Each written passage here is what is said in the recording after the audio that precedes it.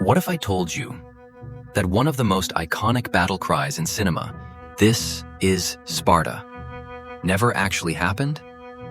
Yep. Today, we're diving into the real story behind the Battle of Thermopylae. How much did 300 get right, and what did Hollywood completely rewrite? Let's find out. Chapter 1. The Setup. In Zack Snyder's 300, based on Frank Miller's graphic novel, a small force of Spartan warriors makes a last stand against the Persian Empire. It's bold, it's bloody, it's cinematic history. But is it real history? Well, not quite. Let's rewind to 480 BCE and take a look at what really happened at Thermopylae. Chapter 2. The Real Numbers at Thermopylae. The movie tells us Leonidas marched with just 300 Spartans. But in reality, he brought an army. Over 7,000 Greek soldiers from various city-states stood at the pass. That includes 3,800 Peloponnesians, 700 Thespians, 400 Thebans, 1,000 Phocians, and yes, 300 Spartan Hoplites. Each Spartan was also accompanied by 3 Helots, enslaved workers forced to support them. That adds about 900 more men.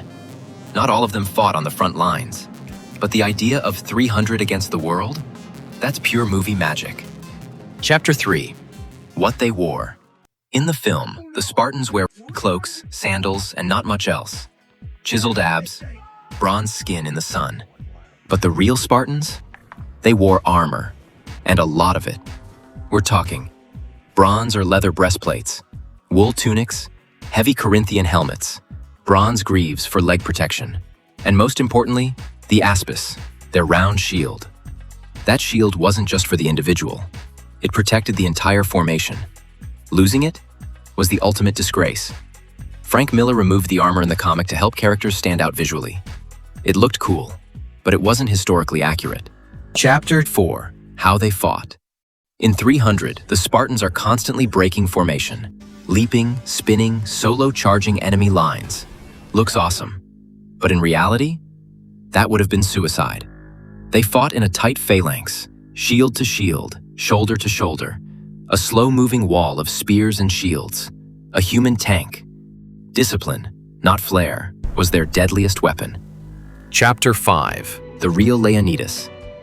Gerard Butler's Leonidas is young, ripped, and defiant. But the real Leonidas? He was about 60 years old, a seasoned warrior king. And Sparta didn't just have one king. It had 2. A dual kingship, balancing religion, politics, and military command. Also, he didn't sneak off to battle against orders. He left during the Carnia, a sacred festival when Sparta couldn't legally go to war. So Leonidas took a smaller force to delay the Persians until the full Spartan army could join later. Chapter 6. Xerxes and the Persian army. Now let's talk about Xerxes, the so-called God King.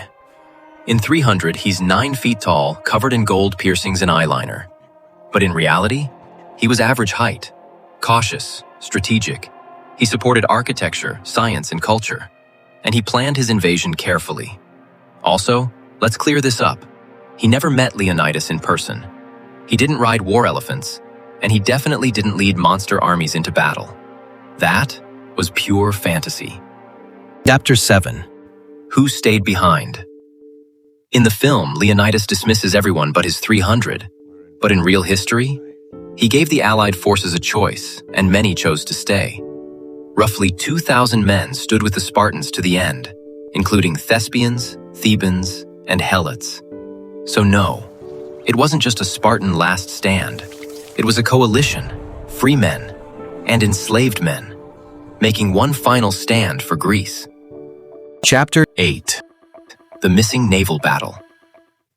300 skips an entire front of the war, the sea. While the Persians marched on land, the Greek navy, led by Athens, fought the Persian fleet at Artemisium. They held the line for 3 days. It was a critical part of the Greek defense plan, but in the film, totally left out. Chapter 9. The Dark Side of Sparta. The movie paints Sparta as noble, heroic, free, but in reality, Sparta was the largest slaveholding state in ancient Greece. The Helots, enslaved people, made up most of the population. They farmed, they served, and they were often brutally treated. Spartan boys were even trained to kill Helots as part of their initiation into adulthood. Ritualized murder as training. Definitely not something Hollywood wanted to include.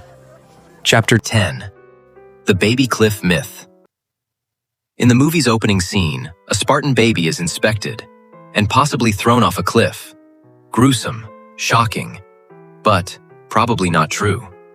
The story comes from Plutarch, written over 500 years after the battle.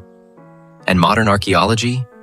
It shows the bones found near the Kyotos cliff belong to adult males, not infants. Most likely, the site was used to execute criminals, not to throw away babies. So, what did we learn? 300 gave us unforgettable visuals, stylized battles, and one-liners that'll echo forever. But the real Battle of Thermopylae? It gave us unity, sacrifice, and a turning point in world history. It wasn't 300 against a million. It was thousands from across Greece, standing shoulder to shoulder against impossible odds. Which fact surprised you the most? Drop it in the comments.